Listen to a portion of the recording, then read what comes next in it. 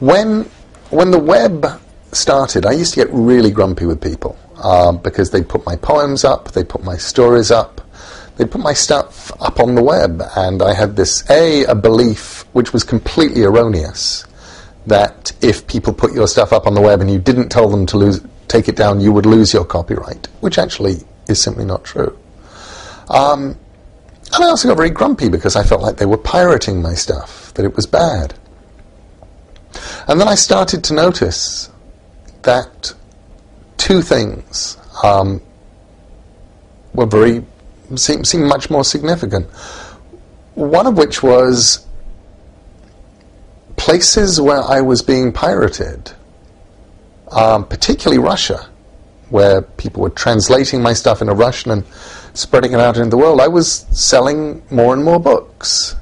People were discovering me through being pirated.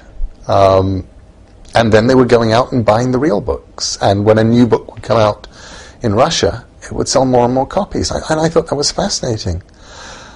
And I tried a few experiments. And some of them were quite hard. Persuading my publisher, for example, to take one of my books and put it out for free. And we took American Gods, a book that was still selling, and selling very well, and for a month they put it up completely free on their website, and you could read it, and you could download it, and what happened was sales of my books through independent bookstores, because that was all we were measuring it through, went up the following month 300%. And I started to realize that actually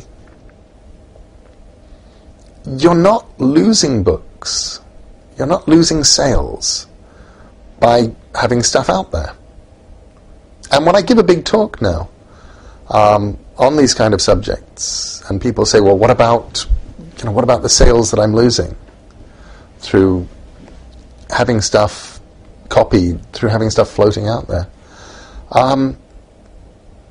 I started asking audiences to just raise their hands for one question, which is I say, okay, do you have a favorite author?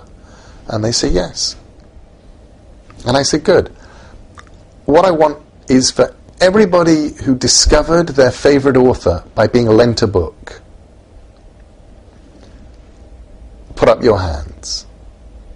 And then anybody who discovered your favorite author by walking into a bookstore and buying a book, raise your hands. And it's probably about 5-10%, if that, of the people actually discovered an author who is their favorite author, who is the person they buy everything of, and they buy the hardbacks, and they treasure the fact that they've got this author.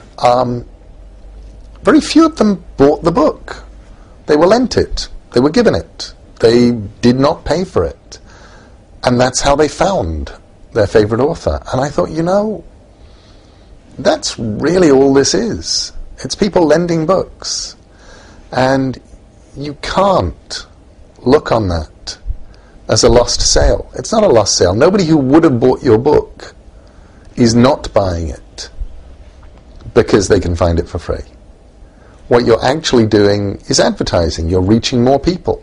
You're raising awareness.